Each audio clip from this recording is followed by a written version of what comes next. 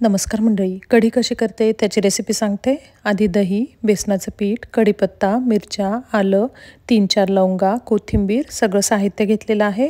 दह्यामध्ये 1 चमचा बेसनाचं पीठ घातलं आणि छान फेटून घेतलेलं आहे।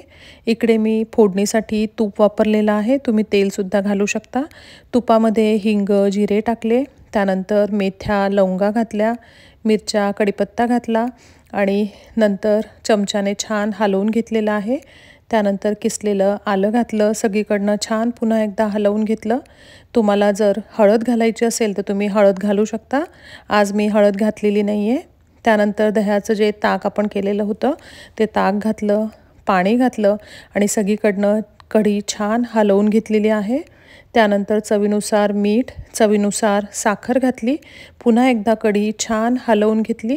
तुम्हाला 5 ते 7 मिनटं कढी छान हलवत राहावी लागेल, ती फुटू नये म्हणून सारखी हलवत राहावी लागते।